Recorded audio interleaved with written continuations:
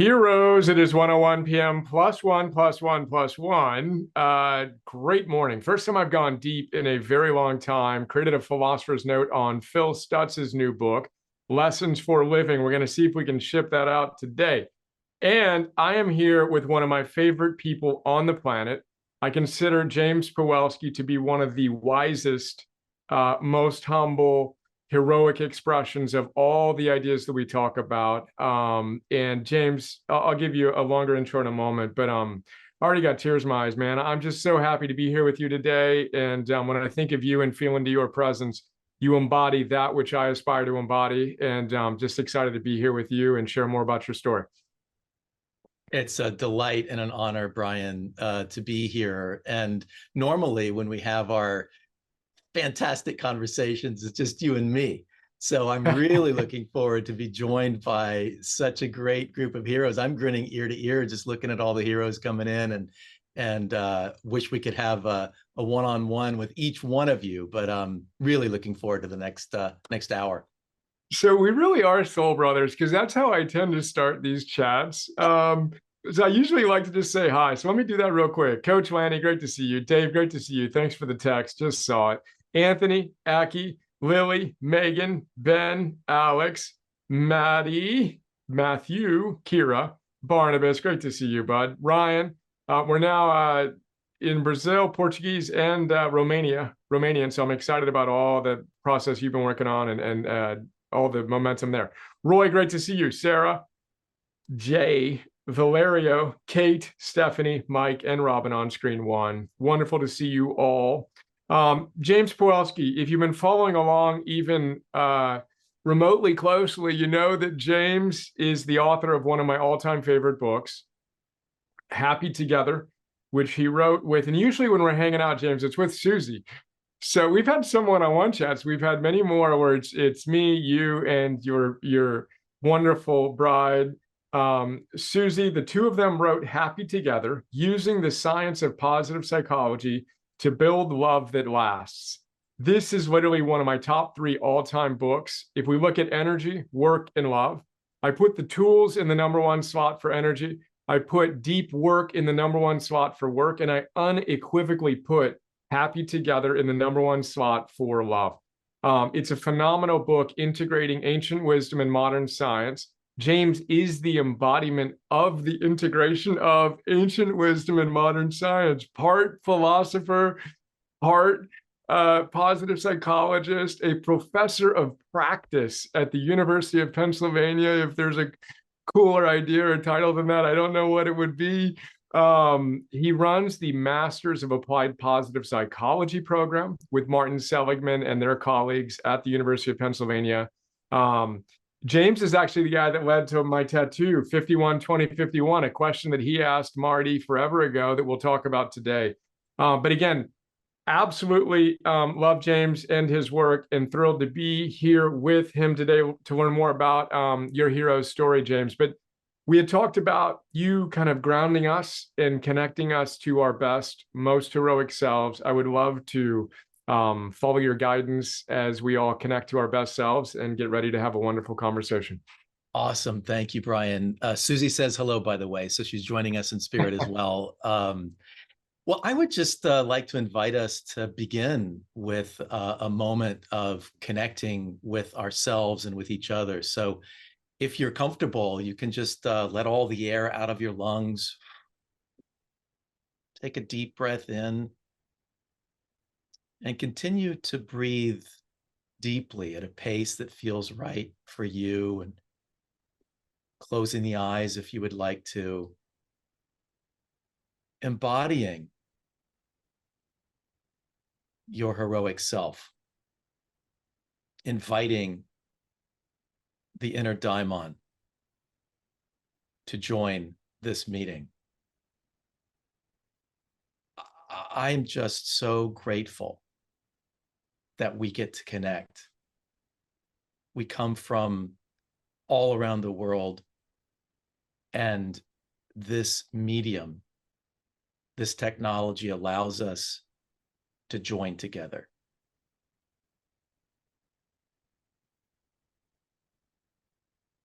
I invite you to feel the gratitude and to feel the connection of all of us joining together with a similar intention today.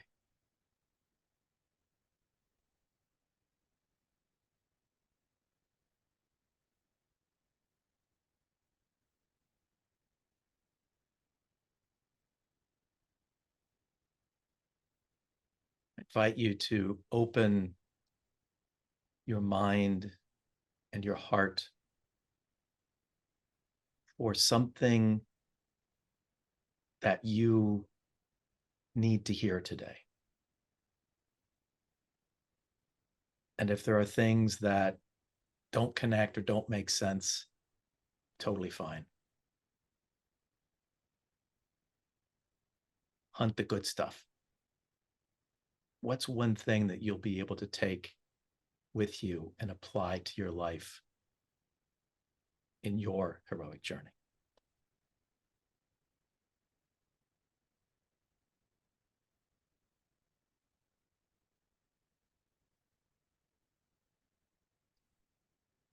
And with that intention set, I invite you to wiggle your fingers and toes and open your eyes and come back visually into the room. I think that must be the best guided meditation a philosopher has ever done. That was fantastic, James. Let's go. All right. Heroic Chats with Masters. I'm so excited to hear more about your story and share more of your story. Tell us about your heroic quests, plural, that have led you to be with us today in the context in which you're kind of showing up with the roles that you play. I'd love to hear about the calls to adventure you have experienced, perhaps some of your origin story, some decent dragon battles that may have existed as you learned to tame them, some guides, some buddies, that sort of thing. Yeah, fantastic. Well, look, let me just kind of dive in, Brian, and stop me if I'm long-winded, because philosophers can get wound up and go for a while. But I'll try to give you, some manageable, digestible overviews of things, and feel free to ask further. I left the country when I was 2 months old. I was born in the United States, but I left the country when I was 2 months old with my parents, who happened to live at the time in Mexico, in a little town 30 miles from the nearest paved road. There was no running water or electricity in the town. My parents had been living there for about a year. My parents were missionaries, and they were educators and working with a school and a church in that little town. And so I grew up living in an adobe house and in a valley a mile high, semi-arid desert surrounded by mountains. Fabulous place to grow up. And I had just terrific friends there. My favorite activity of all time, hiking in the mountains. I was just mesmerized by anything having to do with the mountains, and I loved climbing in them. When I was almost 8 years old, my family moved back to the United States, to inner city Dayton, Ohio, where my great-grandfather, about 100 years ago, had started a mission church to help immigrants in an immigrant neighborhood in Dayton, Ohio. And so my grandfather was then pastoring the church, and his health was failing. And so my father came back to help him in that endeavor. I grew up as a very sensitive, compliant child, wanting to follow, wanting to do what's right. And I found that my parents' view of the world had a lot of value in it, obviously. And yet, as I grew older, I found that it didn't fit me as well as they hoped it would, as well as I hoped it would. I had some questions. And you can imagine this is the why beginnings of a philosopher. So I had some questions, and some questions perhaps that my parents hadn't exactly asked along the way. And so I my mother wanted me to follow in my father's footsteps and to become a minister. Instead, I became a philosopher because I had these questions that I wanted to try to understand more deeply. And so after I got my degree in mathematics, I went to graduate school to get a Ph.D. in philosophy because I wanted to dig into trying to understand the world, trying to understand myself, trying to understand how I ought to live in the world. And I encountered the thoughts of many folks, but there was one in particular, Brian, I think you would technically call this a hero of mine. And you very kindly have provided me with a heroic image of him. I don't know if you guys can see that. This is, does anybody know who this is? Put in the chat if you know who this is. You get extra brownie points. My students all know Darwin. Good guess. Not quite. It was actually somebody who was incredibly deeply influenced by Darwin, though. And he's got a Darwin beard. We've got a lot of different guesses here. And Graham Lowe, you are exactly right. William James. So if you are ever in one of my classes, you will automatically get brownie points. All of my students know that if I ask a question that has a puzzling or they don't know the answer to it, they should always guess William James. That's probably going to be the right answer. So William James was born in 1842. He died in 1910. He was a professor at Harvard for about 30 some years. He was deeply influenced. He was in that first generation of thinkers who were deeply influenced by Darwin. So this notion of evolution, change, progress was very powerful for him. He was a psychologist. He is known as the father of American psychology. He wrote The Principles of Psychology, fantastic foundational work in psychology that was published in 1890. And James's work, if you had taken a course in psychology for the next 40 years, you probably would have used his work as the foundational textbook. James was also a foundational philosopher of the school of philosophy of pragmatism.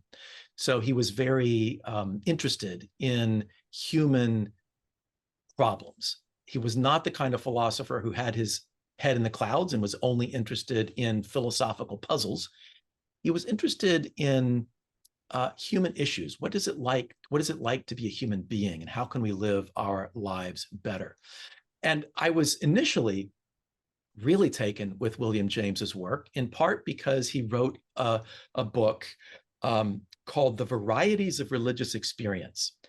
I don't know if any of you seen that book before or read that book? Highly recommend. Okay, great. A couple of you have. That's fantastic. Wonderful book wherein, Brian, he really takes religious experience seriously, but avoids what I think are two different kinds of mistakes. One is being disdainful of people's experience. Oh, yeah, well, that's just, those people are nuts over there and they have this kind of experience and blah, blah, blah. But the other extreme that I think he avoids is saying just because somebody had a powerful experience, that doesn't necessarily mean that their interpretation of that experience is exactly accurate, right?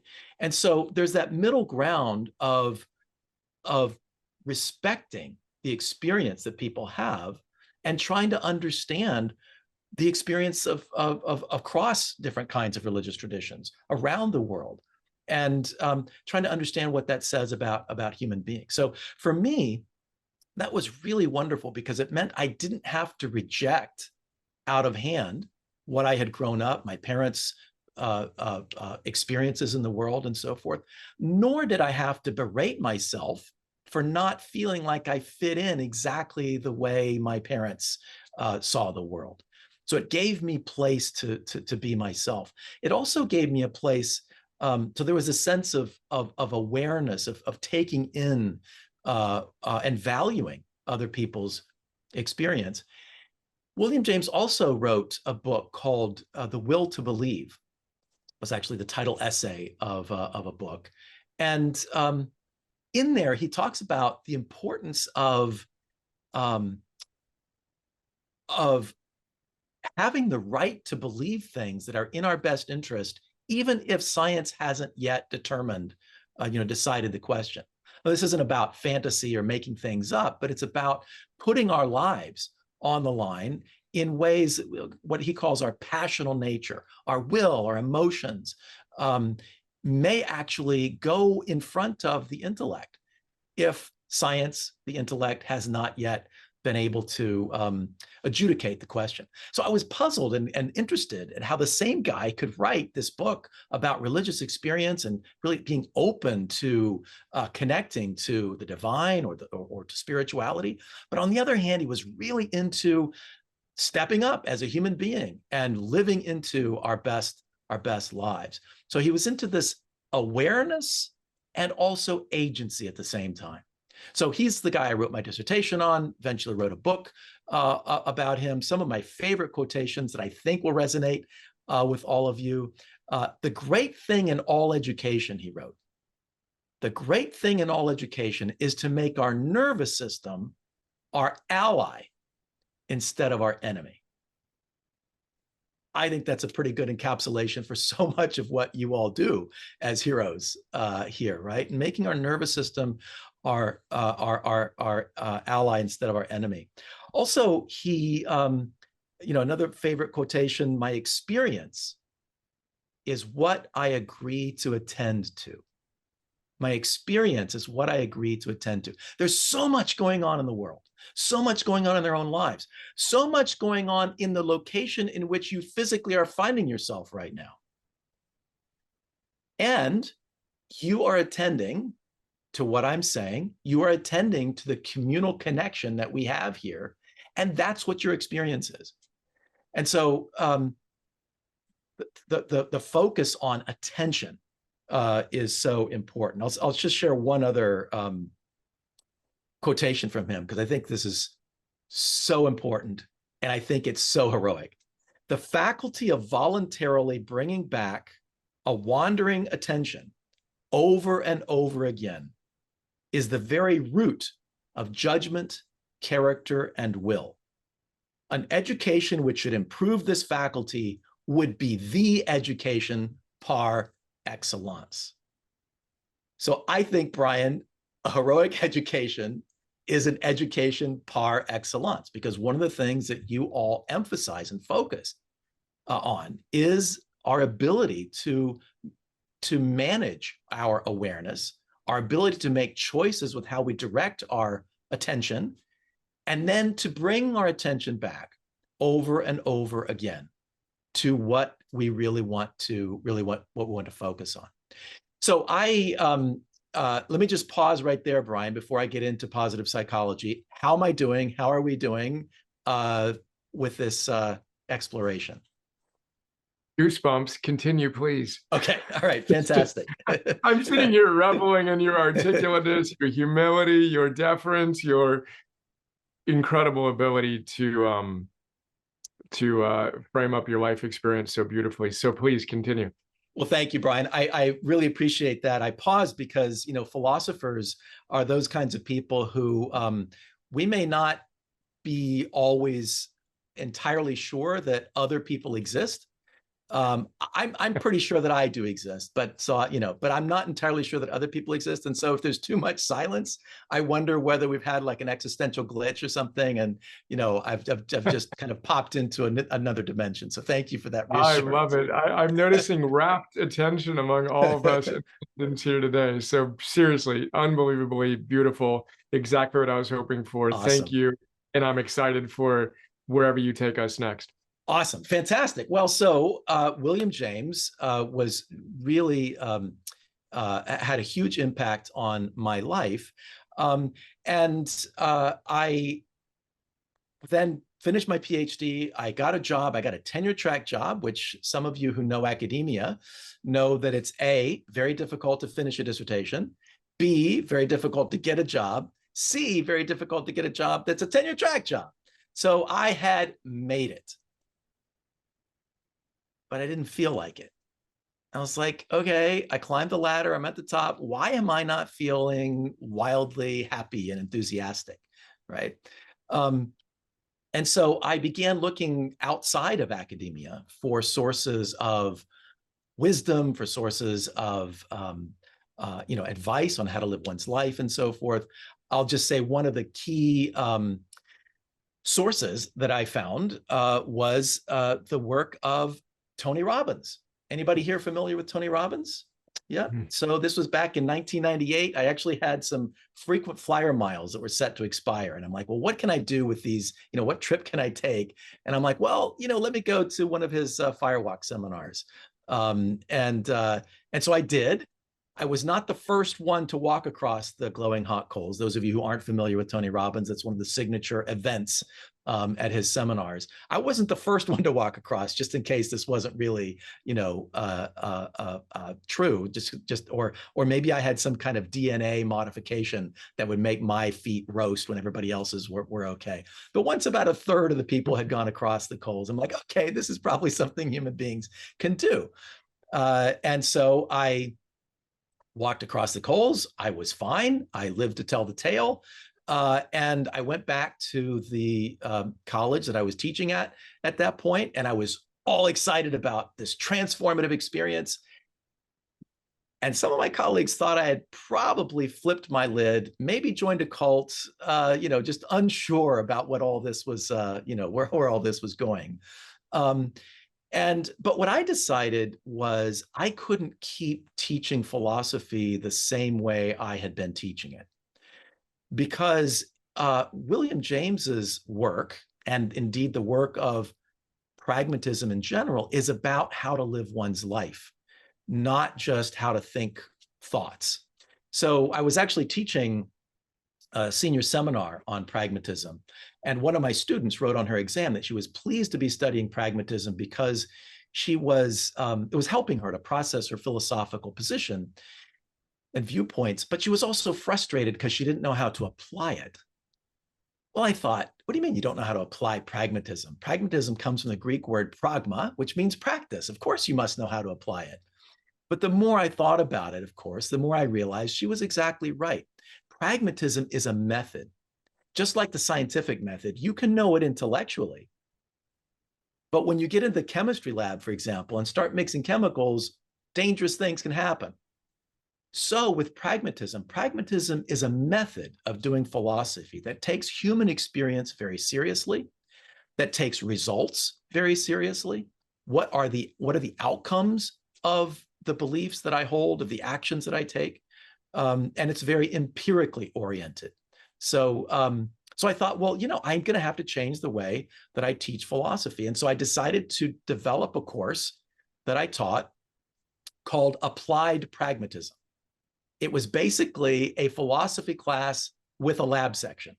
So it wasn't just about what you're thinking, but it's about testing out what are the implications, what are the effects of what you're thinking. And in the process of developing that class, I invited a psychology professor to team teach it with me. And she knew about this guy named Martin Seligman and his book called Learned Optimism. Any of you here know about Learned Optimism? Okay, fantastic. That is a book that also deeply changed my life. I started reading this book and I'm like, why haven't I, it had been out for like 8 years at that point. Why haven't I seen this before? This is fantastic. It's all about our thoughts and our interpretations of what happens in our lives and about our ability to change what we perceive and to change our experience. And I thought, oh my goodness, so much of the suffering that I have experienced in my life wasn't necessary.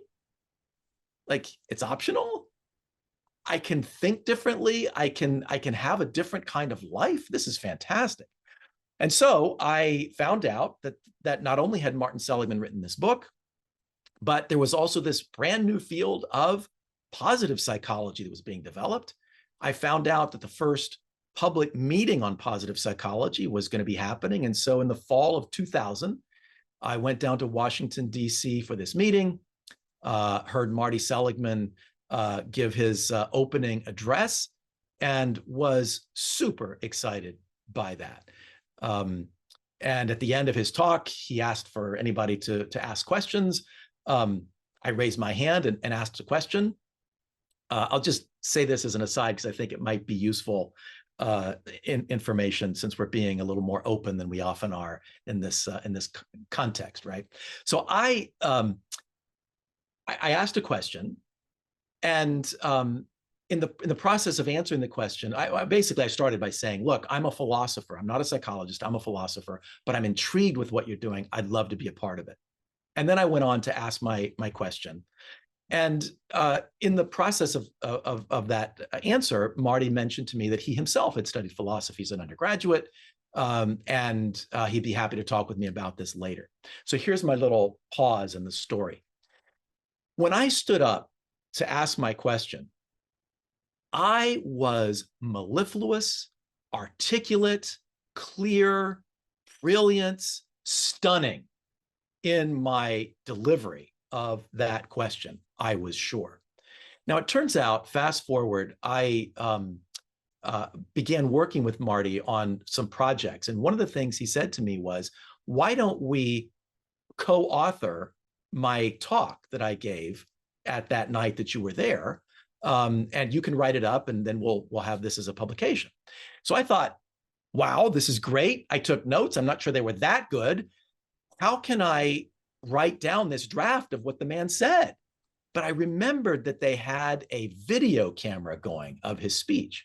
And so I wrote to the organizers of the conference and I said, Dr. Seligman would like me to, collaborate with him. Please, the recording of that talk. And so they sent me the recording of the talk. And indeed, Marty's talk was fantastic. And I realized they had captured my question.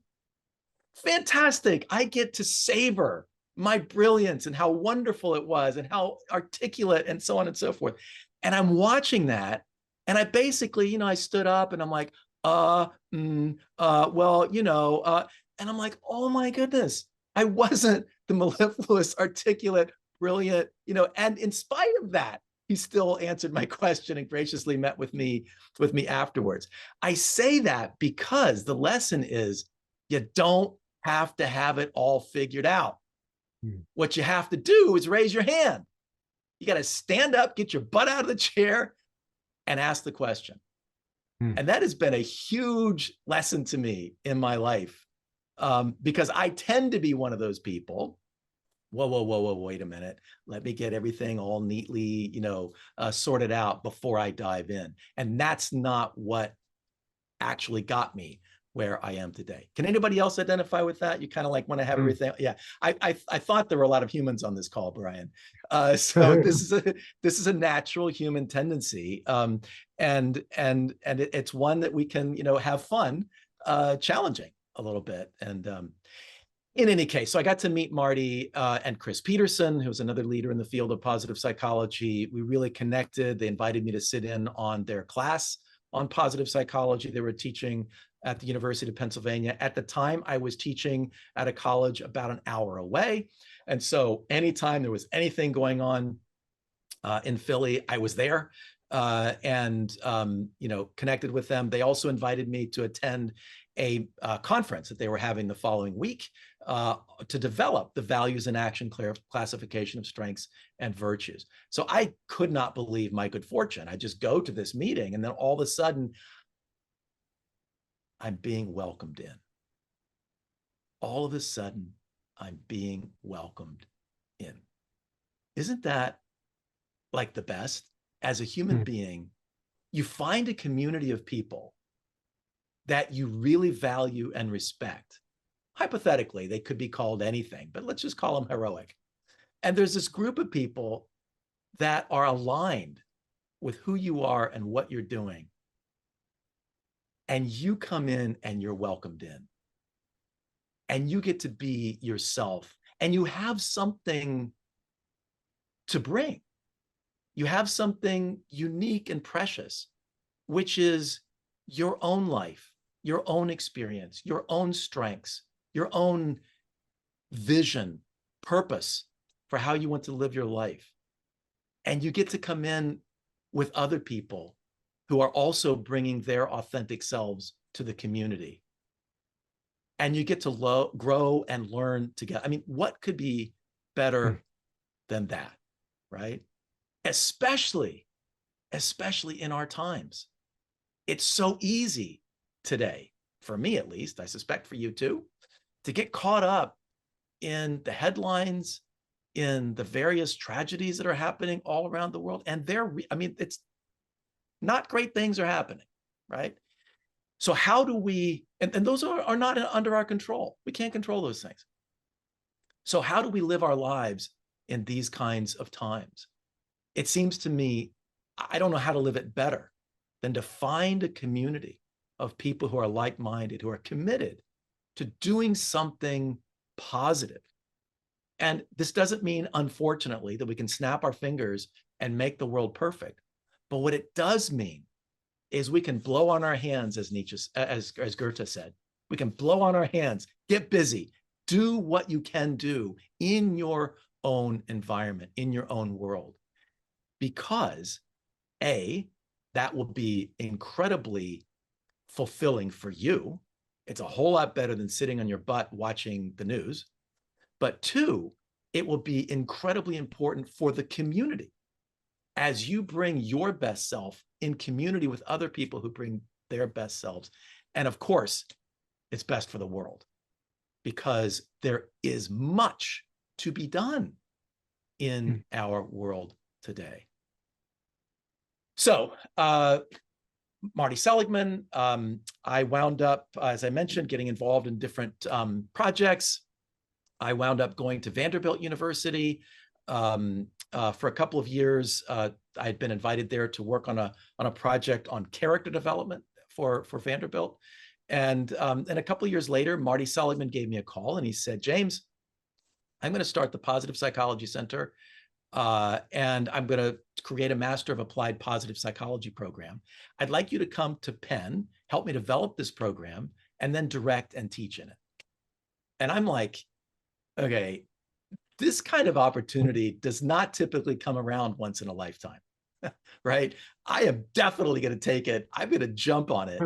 I felt like, sometimes you feel like you're on the ocean of life and you kind of cast your line into the water to see what fish you can catch. And then sometimes you start catching whales. And it's like, oh my goodness, what a mind-boggling opportunity and possibility. And part of the reason, a huge part of the reason why I am so honored to now have been in this role for nearly 20 years is that we also have been able to create a community. We have almost 700 graduates from our Master of Applied Positive Psychology program from more than 30 countries around the world. And we stay connected. We support each other. It's an incredibly tight-knit alumni community. We just had about a month ago, we just had our annual summit where we invite the alumni to come together and join our current students. And that feeling of coming together in very difficult times to reconnect and recommit and reinforce the importance of living our best lives, even in, or perhaps especially in, the context of these difficult times it was heartwarming. It was also inspiring and invigorating. So let me just pause there, Brian. I've got a couple more chapters if you want, but let me just pause there to see how we're doing time-wise. And have I lost anybody? Weird. Are you guys still there? One of my jokes is if I ate popcorn, I'm eating the popcorn right now. This is so good. I'm so inspired. There are a few themes I want to come back to. You moving through your fear and acting when you weren't ready, which you could have just as easily stayed seated in that chair and your entire life is different. And it's funny because it was Tony Robbins who taught me this lesson that I now call fear doors, where he does that exercise where you imagine your life. And the way I frame it up now is, the things in your life, have that you almost didn't take that step toward that you did. And then the countless times you didn't, that could have, created the other opportunities. But just, I saw you in that chair literally, I was imagining your inner dialogue because I imagine there had to be some reservation of, oh, should I don't know, and then you did it, you mustered the courage, and boom, look at what happened to your life. So that really struck me. The vision also struck me. I would like to hear your story about the moonshot. I Yeah, love that yeah. that frame, just to bring it there. And then the community too is just so beautiful. But take us wherever you want to go. I'll make sure that we hit those themes. If you want to continue, we can Awesome. come back, Yep. whatever your ideal Awesome. is. Yeah, let me maybe put one or two chapters onto it, and then I'll come back to the moonshot. Perfect. So I am a philosopher, as I mentioned to you. And so I've been a philosopher embedded among psychologists for about 20 years now, a little over 20 years. And in 2010, I got married. And so as Brian said, my wife, Susie, and we wrote this book together, Happy Together. But that long before that, we got married, had our on our honeymoon. We're talking, and she says to me, "Well, James, what do you want to do with your life? In a professional sense." And I'm like, "That's a really great question, Susie. Thank you." Really, the thing that really gets me going is when I first heard Marty Seligman talking about the positive psychology in 2000, I thought, this is fantastic. And what I'm doing as a philosopher is the positive humanities, thinking about arts and culture. That what I was doing in teaching the applied pragmatism course, that was really about philosophy and the humanities and how they can help us in our lives. So, I said to Susie, it's really about the positive humanities. So she's like, well, go do it. So I came back, told Marty what I wanted to do, and I began teaching a course in the master's program called the Humanities and Human Flourishing, which I still teach. A few years later, we got our first grant. A couple of years after that, we got our first big grant, $2.5 million from the Templeton Religion Trust, to establish, this enabled us to establish the new field of the positive humanities, which is how can arts and culture support our well-being and our human flourishing. So much of what happens in the world with regard to music and literature and art and film and so on is used for entertainment or making investors money or getting out political messages or teaching kids. For example, when you read a novel in school, it's not about you enjoying the novel, it's about you increasing your reading comprehension. You quickly learn that when you have to write the book report afterwards, right? So there are all these different interests that are using arts and culture, but that's not why we have arts and culture. We don't have music because somebody hundreds of thousands of years ago came up with an idea to make a buck. We have music because it's an expression of the human soul. We have literature because it explores how we might be as human beings. It helps us to understand ourselves. It helps us to understand each other. And if we had another 2 or 3 hours, we could really dive into your own experience about arts and culture, right? Because I would be willing to bet that there are movies and works of literature, poetry or novels, short stories. There are works of art, there's music that has really transformed your soul, that stays with you as almost soul companions, right? These are these artifacts of arts and culture. These are load-bearing columns in the architecture of our souls, right? And yet, again, in the culture, it's oftentimes about other kinds of things. So I started the Humanities and Human Flourishing Project in the Positive Psychology Center to study scientifically and in a collaborative way with researchers and practitioners, how can we understand and assess and advance our experience with arts and culture to really unlock more of the well-being value of our interaction with music and literature and film, et cetera.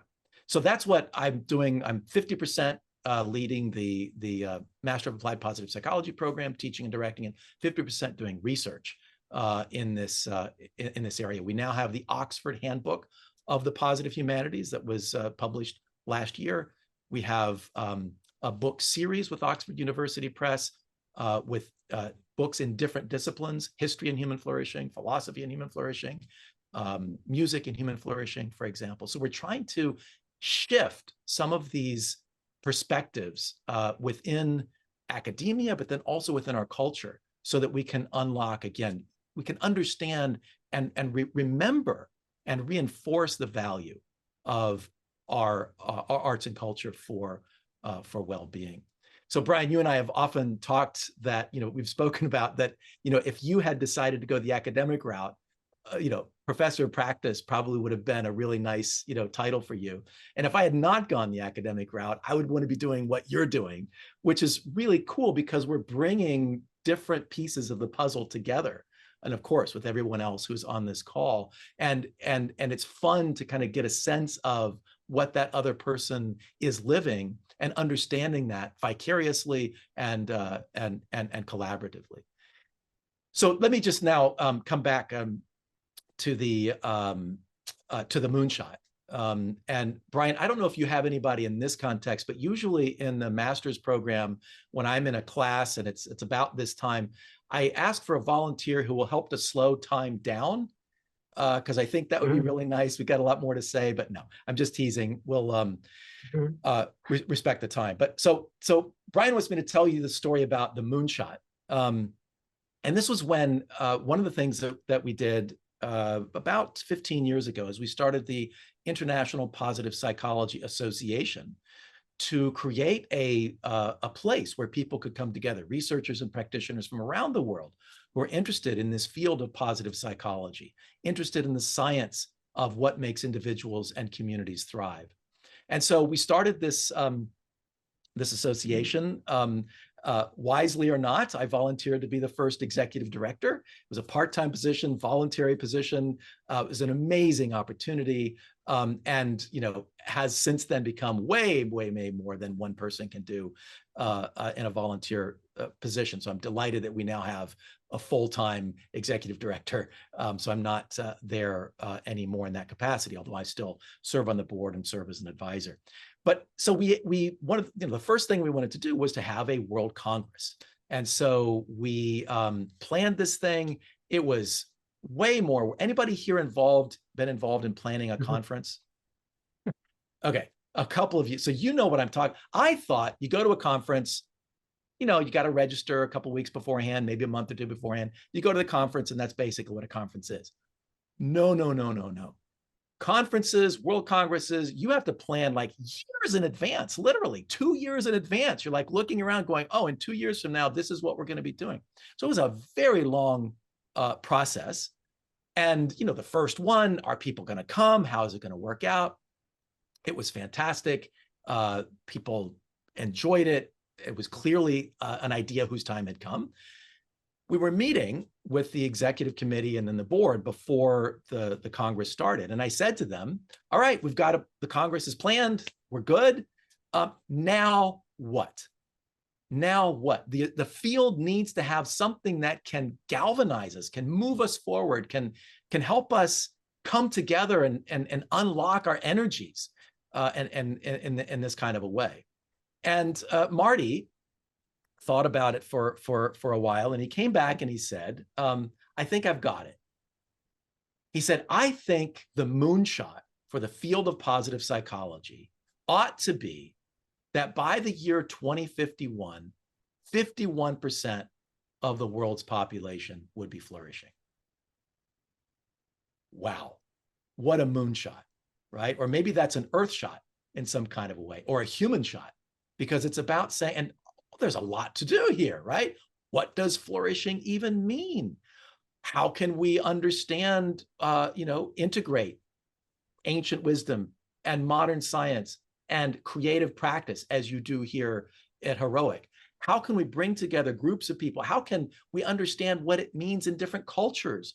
Like most of the people who are going to be alive in 2051, I think I'm right on this, most of the people who are going to be alive in 2051 aren't alive now. So we can't just say we're going to create something that's great we've got to think about these new generations and how, so complex, wonderfully complex, delightful project, moonshot, earthshot to be undertaken.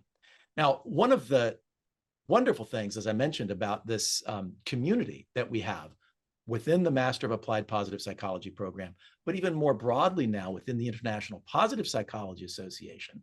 And I would invite you, if you have an interest in either, in positive psychology, want to look into it more deeply, please, you can be a member of more than one community, right, Brian?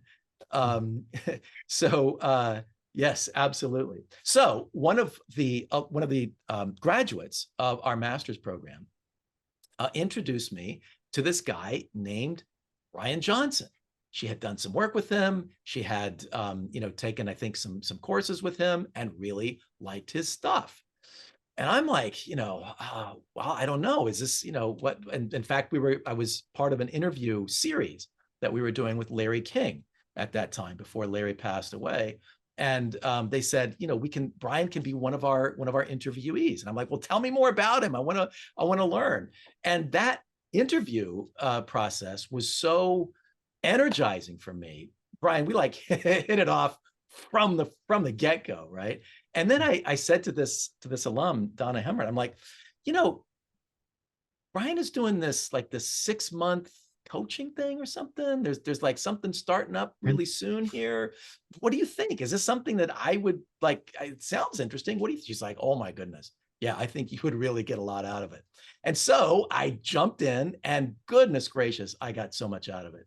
I thoroughly enjoyed, in part because there was all this ancient wisdom, there was all this modern science, and it was packaged in such a way that I could actually take action. So I have become a great fan. I'm delighted to have a copy of the Arete book. So I appreciate that, Brian. I had ordered my own personal copy, but my brother was here visiting a couple of weeks ago, and he liked it so much. I'm like, Dan, you got to take it with you. So, go for it. Just to tell you how much of a fan I am, I want to show you what is next to my heart. No, you didn't. Look at you. So, Brian, I am so incredibly grateful to you, first of all, for our friendship. Secondly, for the way that you are showing up in the world and living your life and serving others who can also then join with you. Like, you're living your life in an invitational way. And so it's not just, oh, there goes Brian, doing the Spartan race and nobody can join. It's, there goes Brian saying, come on together. Let's all join in. Let's all be our best selves. So I'm all in, and I'm delighted to have had this opportunity. I can't believe almost an hour has gone by, and I've talked the whole time. Sorry about that. But again, so much respect, Brian, for you and for everyone on this call, and look forward to more connections and hopefully some face-to-face meeting at some time in the future.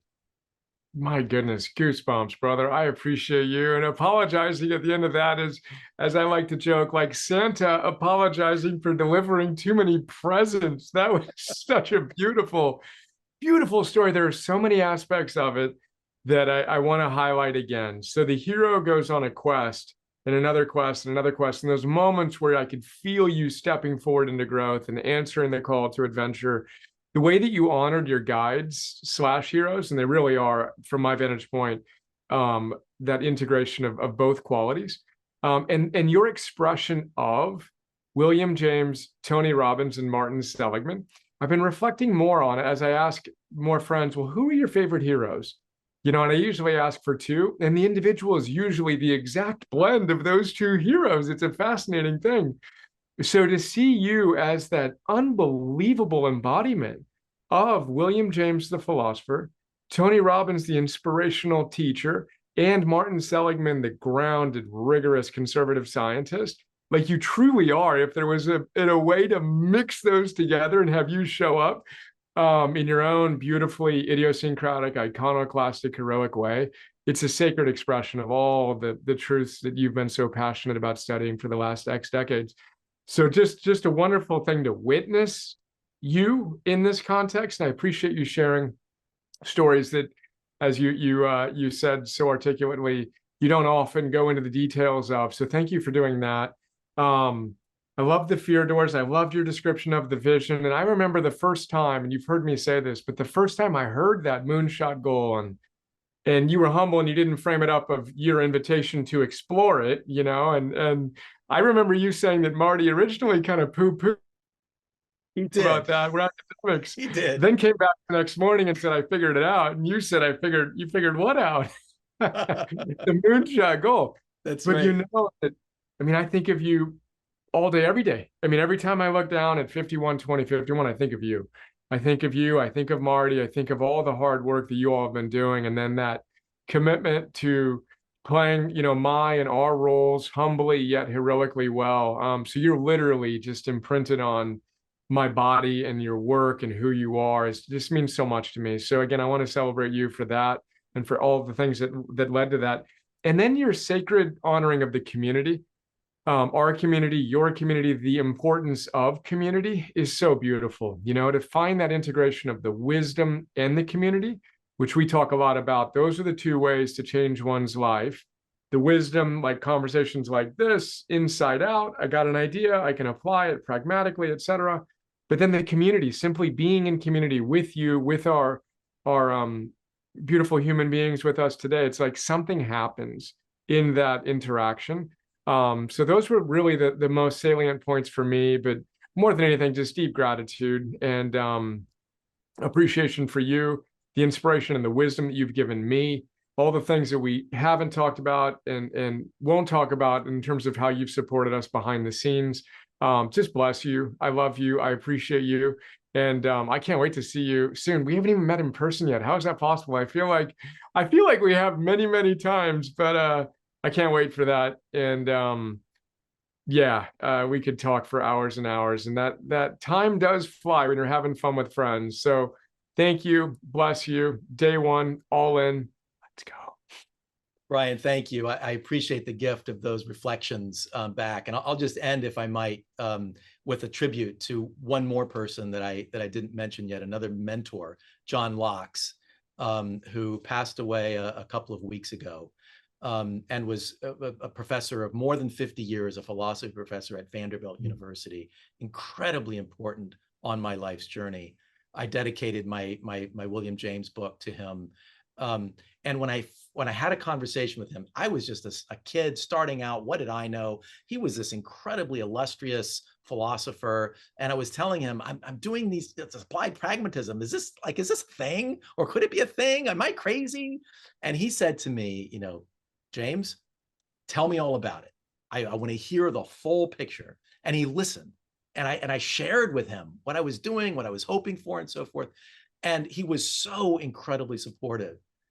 And I said to him, and I suspect that this will also resonate with each one of us, because I know we all have mentors and guides along the way. And I said to him, John, I'm so grateful for what you're providing to me. And I don't just want to be a taker. How can I support you? How can I give back? What can I do? And he said to me, pay it forward to the community. Give back to the community. And that's what I've been trying to do ever since. I can never repay the debt that I have to John Locke, to William James, to Tony Robbins, to Marty Seligman, to you, Brian, to the people we never can. And that's the beauty of it. It's a way of living our lives. When we've received, then it's really important for us to find ways to give. Oftentimes not the same direction. It's spreading it out into the world. So if I can just gratefully acknowledge the role of John Locke and kind of dedicate this hour to his memory and invite all of you to join me in expressing appreciation for the wisdom that he was channeling to me by rededicating our efforts to passing along what we've received, pay it out into the community.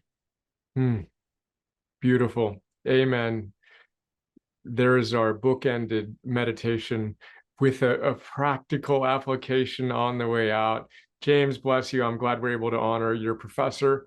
And again, your humility strikes me so profoundly, and your commitment to sacred service.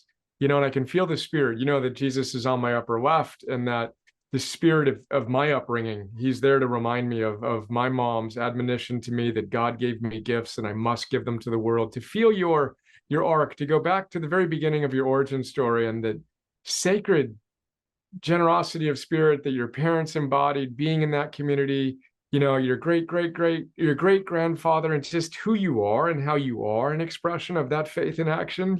This is such a beautiful way to kind of see the entire arc, and yet to see this as just the next step in our journey. And yeah. Well, so along those lines, Brian, I mentioned at the very beginning that my mom had wanted me to become a minister. Some of my students have suggested to me that I have.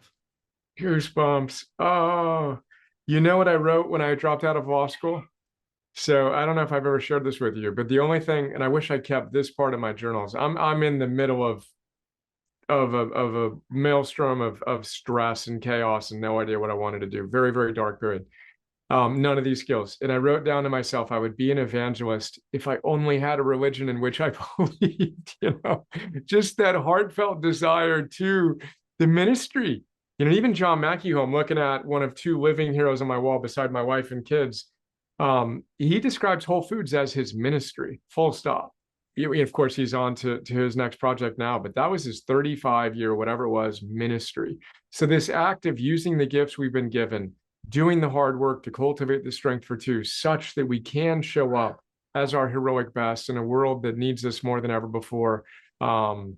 This is so wonderful. I mean, this is why I created this series, and you, again, to embody the ideals that I aspire to embody, that integration of ancient wisdom, modern science, practical tools, and just a soul force of humble service is it's just been such a joy. So bless you. Thank you. When you're unbuttoning the shirt, I'm like, where are we going here? Is you got somewhere to run to? So I love that reveal. That was fantastic. I love you, brother. Can't wait to see you soon. Send my love to Susie and Liam. Love you, Brian. Love you all. Will do. Thank you. And onward and upward. All right. See you soon. Bye. My goodness, everyone. Send James some love, please, as we soak in James's love, James's humility, James's heroic service, and our opportunity to pay it forward for his guidance, all the guidance we've received in our lives. Zach, if you can please help us connect with one another, that would be fantastic.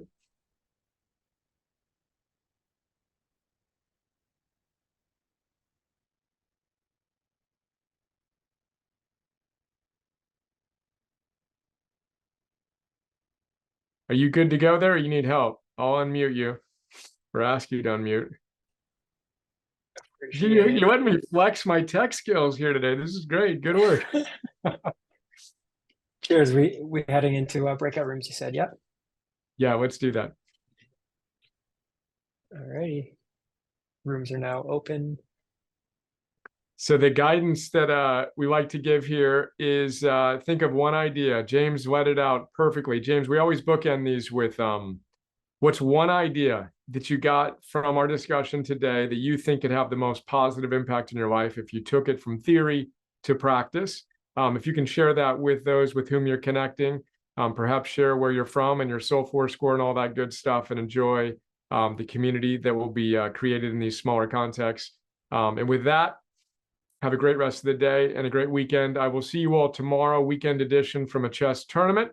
Until then, happy Friday.